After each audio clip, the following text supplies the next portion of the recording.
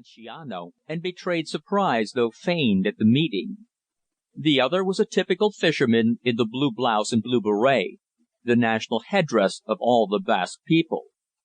He still wore his heavy sea boots, in which, however, he walked jauntily, for his age was not more than 30, and his dark, handsome countenance was bright, enthusiastic, and well bronzed. On meeting, the man in the sun-ripened straw hat, and of much superior class, turned quickly and walked beside him. As he did so, a tall Jesuit priest, a man with a swarthy, sinister face and a long, rather shabby cassock, Father Gonzalo by name, chanced to pass. Carlos Somoza, the fisherman, saluted him reverently, but beneath his breath he exclaimed in Spanish: "May the Holy Madonna curse him forever!" "Why?" inquired the man in grey, whose name was Garcia Zorrilta, a native of Toledo who had come in secret from Madrid in order to meet his fisherman friend.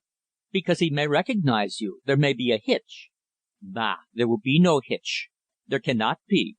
You people here in the country are so often faint-hearted. We in the capital are not. All goes well, and success must be ours.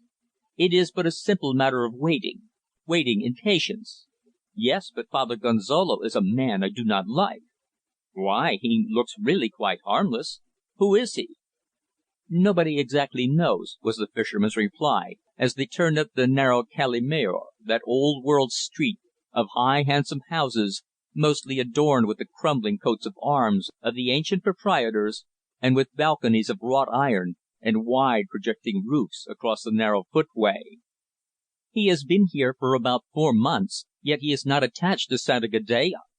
Sometimes he visits the sick, and all speak well of him. But both Cardona and Cienfuegos agree with my suspicions that he is a government agent, and that he is here to find out all he can." His companion grunted. "Dios! If that is really so, then we must discover more about him," he said. "I trust, however, you are wrong, for, as you say, he might recognize me again. And that would certainly be most awkward in my position as Deputy Governor of the Province of Navarre." "Yes, Excellency, that is why I cursed him," replied the intelligent fisherman with a smile. "At our meeting last Thursday we discussed whether Father Gonzalo should not meet with an accident." "No, no," replied the other quickly, raising his voice because at the moment a heavy cart, with its great wood disc wheels, drawn by 2 white bulls and laden with wine barrels, rumbled past them slowly over the cobbles. "Not here. That would never do, never. It would upset all our plans. We must be cautious, always cautious. Watch him, and report to me in the usual way. A letter to the Poste Restante in Madrid. I will at once inquire about this mysterious father, and the reason he has come to Fonterrabia. He may, as you suspect, be an agent of the Ministry in disguise." "We are quite certain that he is." "If so, he must not remain here," declared the stranger decisively. "It would certainly be extremely dangerous for you, and for all your friends.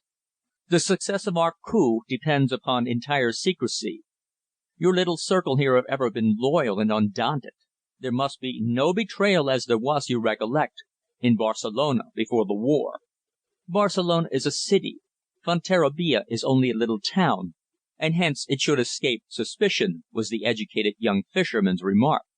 "Ours we know to be a just and noble cause, and we, as sons of Spain, are each of us prepared willingly to sacrifice our lives if necessary." "Well said, Carlos. Our gallant leader, Ferdinand Contraras, who has lately sacrificed most of his great fortune to secure the salvation of Spain, is aware of your loyalty," Zorrilta assured him. "A little time ago I was with him at one of our secret sessions at Toledo, and he mentioned you and your friends here, and praised you for your patriotism as a true son of Spain." "But the Englishman, what of him?" asked Carlos as, strolling slowly, they were approaching the great old church. "That Englishman? Oh, yes, I know. You have serious and perhaps foolish apprehensions in that direction," was the reply of the Deputy Governor of Navarre. "But, Carlos, you can rest assured that we shall have no real trouble from that quarter. He will die, as the others have done, and he will die very soon." "You are quite certain of that?"